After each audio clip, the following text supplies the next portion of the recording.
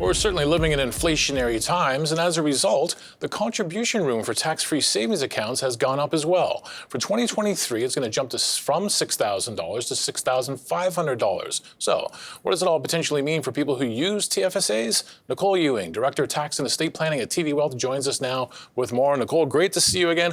Walk us through the significance of this and the timing of this. Well, so this is the first increase that we've seen since 2019. And the annual TFSA dollar limit is determined by the inflation.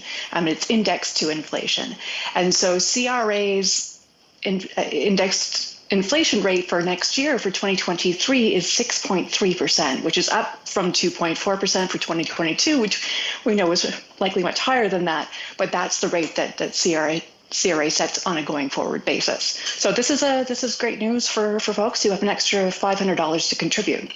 All right, so people who are already familiar with TFSAs might fully understand what the news means and what it could mean, for their financial planning. What does it mean for an investor who perhaps is new to a TFSA? Well, this is great. So we may have people who are new to Canada who are for the first time having access to this account, and we might have folks who have been over the age of 18 and resident in Canada for some time, but haven't contributed to date. And what this means is that contribution room, if you have been eligible since 2009 when TFSAs were introduced, you would now, in 2023, have $88,000 of room.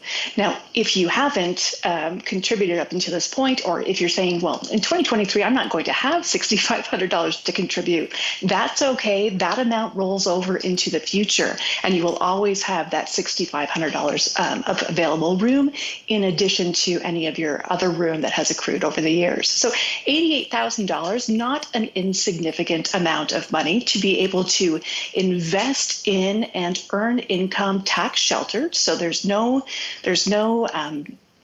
taxation of the income while it is in the TFSA, and on withdrawal, it comes out tax-free. So significant numbers that we're talking about now.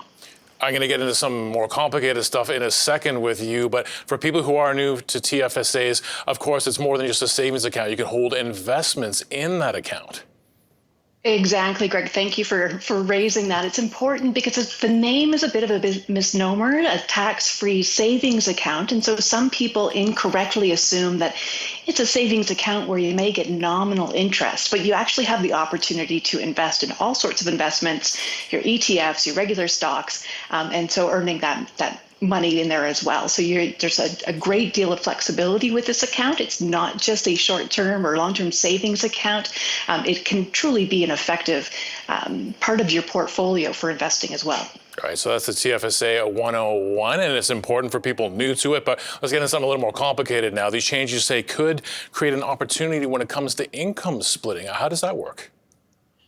So when we think about income splitting, and I'll do a little 101 on that as well, what we're trying to do is lower the family unit's overall tax rate. And so if we think here where we have a spouse who's in the top marginal rate and their spouse at a much lower rate, ultimately what we're trying to do is get income into the hands of that lower income earning spouse so that it can be taxed at their lower rate. Now, as between spouses, usually, if I were to make a gift of funds to my spouse and they invest it and earn income, that income is actually attributed back to me. The CRA says, no, you cannot simply gift funds between spouses and reduce the overall tax payable. It will be attributed back, any income, to the gifting spouse. What's unique about TFSAs is that those attribution rules won't apply because we don't actually have taxable income in the TFSA. And so we do have to be careful here. We cannot contribute to our spouse's TFSA, but we can gift them money that they can then immediately put into their TFSA and have those funds growing tax-free as well. Now, we want to be a little bit cautious because when we pull those funds out, the original amount is likely going to still be subject to attribution. So we may want to use those funds for personal needs, for a car or other item that isn't going to earn income on it. or I may want to use the funds that my spouse has gifted to me for those personal uses and then invest my money in the TFSA. But a great opportunity to reduce the overall tax bill for the family. And apart from spouses, we can also gift these funds to our children over the age of 18 and have them invest in their own TFSA accounts. A great opportunity for parents to perhaps educate their children on what a TFSA is, how it can be used, and be able to hopefully save for some of those later costs in a really tax-effective way. All right, great points there. Nicole, we got about a minute left, but I did want to bring up the point that some people say, oh, this happens in 2023, right? It's like, well, 2023 is just around the corner. What should we be thinking of as investors with these changes? Well, so first thing that comes to mind is if you are planning to withdraw from your TFSA in the new year, perhaps think about moving that date up to this year so that the contribution room resets in January. If you were to take those funds out in January, we'd need to wait an entire calendar year before we could recontribute. So something to think about there. Of course, we also want to think about rebalancing and your overall tax strategy.